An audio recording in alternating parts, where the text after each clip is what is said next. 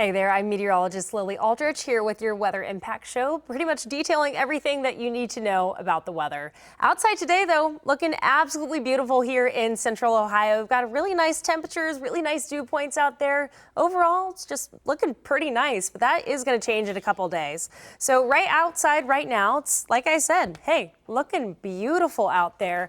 Currently sitting right around 75 degrees, 80, topping off at 80 a little bit later this afternoon. Today, comfortable, beautiful, and sunny. But by the time we get into tomorrow morning, you're going to start to see rain chances build back into our forecast. And those are going to kind of linger into you get later into tomorrow afternoon and stay throughout the rest of the week. By the time we get into Monday and Tuesday, though, temperatures on the rise. We're going to start seeing highs in the low 90s, but it's going to start getting a little warm. Like I said today here, to 82 degrees. We do have a little bit more cloud cover out there today, and that is going to play a little bit of a factor into our rain chances tomorrow. But over the next 12 hours, still sticking out right around 80 until 6 o'clock, but slowly dropping right back down into the low 60s. That's where we're going to sit for most of the week for your low temperatures in the mid to low 60s, which in compared to what we had last week, it's a little bit warmer. And it's going to stay like that until up to next week. So just keep that in mind. For your mugginess meter today, it's beautiful, 50s and for your dew point. But by the time you get into Thursday and the rest of the week, we're just on the increase. We're sticking in the 60s and those humid temperatures. So when you go outside, just keep that in mind. It's going to be a little bit more sticky than what we've had over the last few days. By the time we get into Monday and Tuesday, though, we're in dew points in the lower 70s. That's when you get really in that uncomfortable range where you start to feel really sticky and gross when you go outside. So, hey, I'm here for it. I'm all sticking with all that mugginess getting out of the corner. For your hour by hour, though, here's for today. Beautiful outside, no chance of rain. But by the time we get into Thursday morning, this is around 4 a.m., you start to see those pop-up showers kind of linger back into our forecast. This is going to stay around until you get into your morning commutes around 7 and 8 o'clock. Not all counties will see rain throughout the day tomorrow. It's just going to be a pop-up shower here or there, and that's going to continue into your later parts of your afternoon. But hey, a couple clouds in our way, but by the time you get into 3, 4 o'clock on Thursday, that's when you're going to start to see a little bit more activity. I'm not really expecting these storms to be severe at all, but they are going to be kind of a little bit heavier. So you're going to have a couple downpours just in some isolated storms, expecting mainly in our southern counties over in Athens, Pike counties. Those are probably where you're going to see the heaviest amounts of rain for the most part, but I'm really not expecting it to impact everyone. So we do have that chance of rain, but it's not going to be seen everywhere. Overnight for your Friday, it's looking quite nice, staying pretty clear, but by the time you get into 5, 6 a.m., we're kind of on a similar story. Having those southern counties seeing a little bit more rain in your Friday as you wake up, but again, it should be in your overnight hours, so you're not really going to be seeing too much of an impact when you wake up. We're going to see a little bit of a clear out, but by the time you hit noon and 1 o'clock, that's when you're going to see that second wave of rain start to build back up into your forecast. For the most part, it's going to be pretty widespread on your Friday. Just seeing a couple areas, a little bit more coverage rather, and compared to what we're seeing on Thursday for your Friday. But for the most part, that's going to see a little bit of a lingering shower here or there, kind of be building up until your Friday afternoon. By the time you hit dinner time, you're still going to have a couple lingering showers, but they're pretty much breaking down by the time you get into Saturday early morning. By the time Saturday afternoon comes around, I'm expecting it to be a kind of a similar story to your Friday. This is our severe outlook for tomorrow. There is a slight chance of having some possible severe storms, but really, again, I'm not expecting them to be too much of impacting your day. It's just going to be an isolated pop-up here and there. It's going to be kind of a nuisance for you.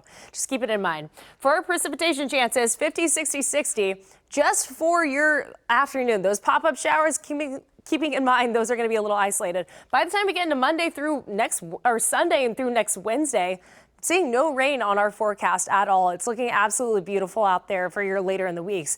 But that's when the temperature is going to start to rise. Like on Friday, it's a little bit of a drop, but by the time you get into Saturday, Sunday, Monday, take a look at that. 90 degrees by the time you hit Monday. We haven't seen 90s since May, and only for 2 days. So by the time we're hitting late June and already seeing 90s again, It's going to be a little bit warm, and those feels like temperatures are going to be up there. For your highs for all of June, we've been pretty much above normal for the first half of June, but we've had a really nice long stretch of cooler weather sticking in the upper 70s, nice low 80s for most of June. It's been quite pleasant, but by the time we get back into Monday, things are kind of going to change a little bit, and it's going to stay that way until the end of your June. So we're pretty much above normal by the time you're getting into the 4th of July holiday and the beginning of your July. So keep that in mind. It's going to be a little bit nice today. We do have that slight chance of having that rain tomorrow for those pop-up showers. Friday, Saturday, expecting a little bit more rain in your forecast, but by the time you get into Sunday, you're looking pretty clear. Monday is when we have that high chance of really some warmer temperatures in your way on Monday, and then Tuesday seeing a high possibly in the 90s. It's going to be quite warm by the time we get in the beginning of your next week for your work week. But overall, hey, today's looking nice. Rain chances for a couple days, and then we're back into that stretch of nicer, warmer weather. Switching now to over severe weather. While we don't have any in Ohio, we're not really seeing any major risks here, but that's not the case everywhere in the U.S. Another day of nasty weather with baseball-sized hail slamming into the Texas Panhandle and flash flooding in Oklahoma, covering roads and stranding drivers. And then in Utah, some wildfires continue to spread. The danger to homes is very real, but our CBS News meteorologist Rob Marciano has the latest.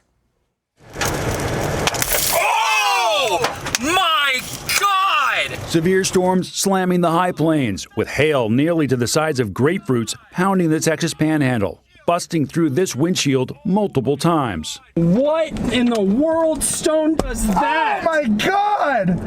They're coming through! It's a similar scene in Colorado Springs. And it wasn't just hail. Torrential rain slammed parts of Texas and Oklahoma, causing flash flooding and leaving drivers stranded. In Tulsa, the fire department helped push this car out of the flooded road.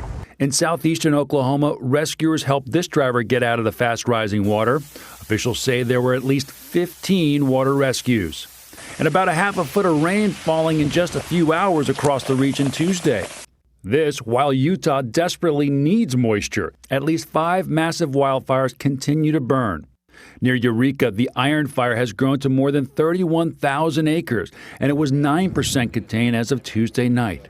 So far, no homes have been destroyed. South of there, the Cottonwood fire remains uncontained as it burns around 31,000 acres through popular recreation areas east of Beaver. This is a very highly recreated area. A lot of people that have years and years of memories and generations that have spent time on this mountain, and so it's pretty devastating to see this going on. Rob Marciano, CBS News, New York.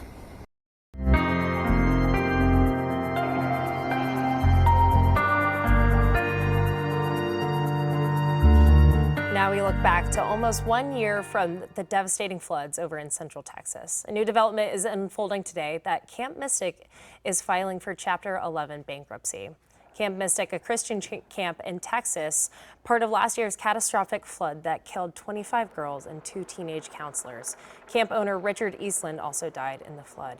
Families of the victims filed a lawsuit in November saying the camp operators failed to take necessary steps to protect the girls as flash flooding approached from the Guadalupe River on the 4th of July. In court filings, the camp listed its debt as exceeding $10 million. This news comes just about 1 week after the final report on the disaster at Camp Mystic was released. Adriana de Alba reports on the findings from WFAA, our sister station over in Dallas.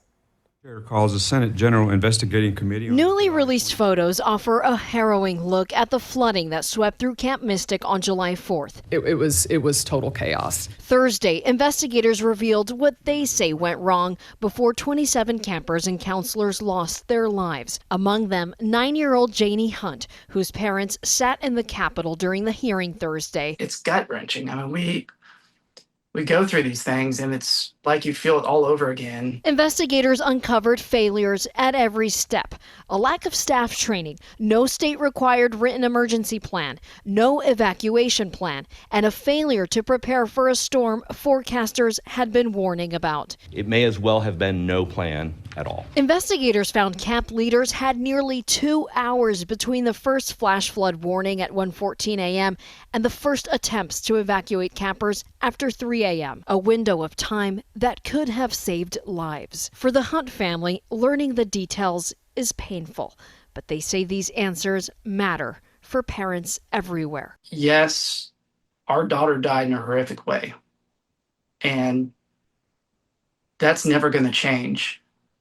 But if something can come out of it that's good, we have to at least try. They describe Janie as creative and thoughtful. They even learned she comforted other campers who were homesick. She just had so much love to give and so much humor to give. She was always trying to make people laugh. Janie's mom still has the card she made for her dad last Father's Day. Isn't that so cute? And it just says, I love you. The investigation brings some relief. And in some ways, it's just the pain you still feel because despite all this, my daughter's not here. Our daughter is never coming back. Nearly 1 year later, the findings also deepen a wound that never went away.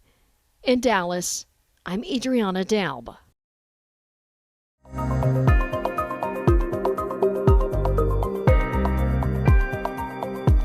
Turning back now to recent impactful severe weather, tornadoes have been causing damage seemingly everywhere in the U.S. over the past few weeks, including in the deep south on the Gulf Coast. Alyssa Curtis has the report from our New Orleans sister station, WWL, about a woman who has had the house around her destroyed by a storm last week. It was a nightmare. Patricia Brown's destroyed home is a stark, unwanted reminder of what happened Thursday morning when a tornado ripped through her home and neighborhood. God had me in a bubble, and I really couldn't even think about what had happened. But with her prayer group surrounding her, she explained to us how her home collapsed on her and her husband while they were in bed. She says there was so much damage, there was nowhere to turn. All of a sudden, the window cracked, and I looked up at the sky. And I said, the sky? So I told my husband, I said, let's go. So we began to run, trying to make our way out to the kitchen door. And everywhere we ran, it was like the ceiling was falling. Now she's facing the next hurdle, cleaning it all up, thankfully with the help of her friends, church, and community. When the heat came, overwhelming. She's trying to get help from resources like the Red Cross. I feel like every time that we have a situation like that, we come out of it stronger. Bergeron says while they are working to connect residents to resources, they are also assessing the damage and any weak points in their storm response. But just looking at making sure that, any adjustments we can make and any things that we could do differently or better next time. Brown says she's going to try and reach out for assistance again soon, but right now she's taking it one step at a time. Frankly, I haven't even thought about it. It's like I don't have time to think.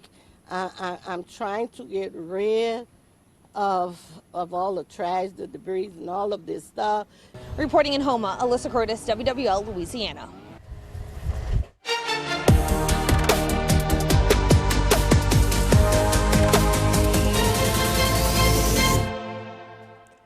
While many regions of the U.S. are dealing with those severe storms and heavy rain, others continue dealing with some hot and very dry weather. The state of Colorado is urging people to be mindful of water usage during their statewide drought emergency, but some homeowners in Superior say their HOA is putting them on notice for brown grass. Rhea J. spoke with some of those homeowners. As the days get hotter, the grass gets browner. Lawn is a little bit brown. I didn't think mine was too bad, but people like James Shima didn't think there was much to do about it, as the state is currently experiencing historically severe drought conditions. The governor even issuing a statewide emergency drought proclamation this month. This is not a neglect issue. This is basically attempting to preserve water. James thought he was doing the right thing by limiting his water use until he and his other brown grass neighbors received a letter from the Rock Creek Neighborhood HOA. As a HOA violation, please address brown turf, dirt areas of your yard. The violation notice essentially says they have 30 days to make the grass green, or at least have a plan to make the grass green. We've talked to some sodding companies and they said, well, if we put sod in today, it might work, but you'd have to do 4 to 5 times a day of watering. For the rest of the summer. Having a green lawn is not where we should be prioritizing our water usage. Across the street, Michelle is also concerned about conserving water. In response to community members, the HOA said the town of Superior has not implemented mandatory water restrictions and that the state's drought declaration does not prohibit irrigation. The HOA is not operating within a vacuum. The HOA is operating within a larger community. In a statement, the governor's office said they would, quote, be gravely concerned if HOAs are fining Coloradans who are stepping up as part of the solution by limiting lawn watering. So far, we haven't heard of anyone receiving fines. What we do matters. Small things matter.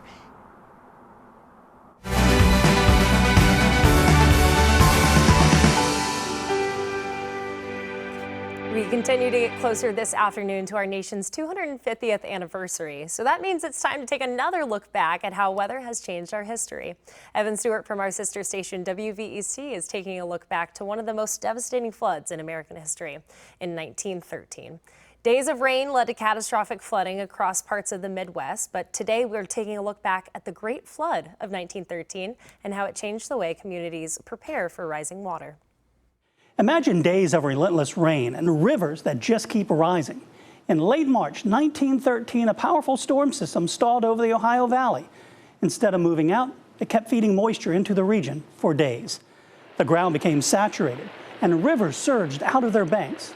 All across Ohio and parts of the Midwest, communities were overwhelmed by the floodwaters. In Dayton, Ohio, one of the hardest hit cities, the levees failed and water rushed into downtown. In some places reaching nearly 20 feet deep. It turned streets into rivers, homes were destroyed, fires broke out, communication lines went down. Hundreds of people were killed and hundreds of thousands more were left without power. But this disaster didn't just make history, it changed it. The Great Flood of 1913 led to major changes in flood control, including new levee systems and engineered waterways designed to protect communities. It's a reminder that sometimes it's not just a single storm, but a pattern that won't budge that changes everything. Finally, let's check out some new video here into us at 10 TV. First up, over in Europe, they're dealing with a massive heat wave this week. So bad that, in fact, Paris has opened up part of the canal St. Martin to swimmers as France deals with the hot temperatures. Swimming is allowed under a lifeguard supervision in a 100-meter section of the canal with water quality checked daily, according to the city of Paris. Video from CNN affiliate BFM TV on Sunday shows people cooling off in the canal and Paris Mayor Emmanuel Gregory cycling to the site where he met lifeguards and swimmers. I want to be out in Paris right now swimming in the canal. I mean, I hope you guys do as well because, hey, it sounds like a nice life compared to our weather over here in Ohio. And finally, there's something beneath the waves in the Bay of Gibraltar today. Around 300 vessels cross the Gibraltar Strait every day, but this busy shipping lane conceals a ship graveyard, and a group of Spanish archaeologists have documented shipwreck sites in the area dating from the 5th century BC to the Second World War. Wow. They found around 150 sites, with 120 of them being shipwrecks. For centuries, the bay served as not only a safe anchorage, but also a strategic hub for trade and military operations and the movement of people. The experts believe up to 2,000 sunken ships could remain hidden on the seabed. I used to always watch those movies back then where you would see like the hidden shipwrecks, and I feel like that would be something really cool to go do. I mean, hey. You never know. But weather over here in Ohio, beautiful today for your Wednesday for the most part. We do have that chance of having some isolated showers over on your Thursday and Friday. Looking at a little bit heavier rain on Friday, but we do cool off a little bit. By the time you get into your Saturday, kind of having that same pattern with highs in the low 80s. But by the time you get into Sunday, Monday, and Tuesday, temperatures are on the rise. Mid 80s on Sunday, and Monday and Tuesday, wow, look at that high temperature. 90 degrees. 92 degrees for your Tuesday. That would be the first time we're seeing 90s in June. We haven't seen 90s with a high of 90s until back in May, around 2 days of May. So, hey, we're getting warm. Rainy Thursday through Saturday. Looking nice and warm by the time you get into Monday and Tuesday, though. Overall, it's a pretty standard week for a summer week in Ohio, I'd say. That's mainly it for your weather update here on 10 TV. Coming in later tonight, Chief Meteorologist Chris Tomer is detailing out your evening forecast and giving you everything you need to know. Until then, you can catch more news and weather online at 10tv.com. I'm meteorologist Lily Aldrich. Have a great afternoon.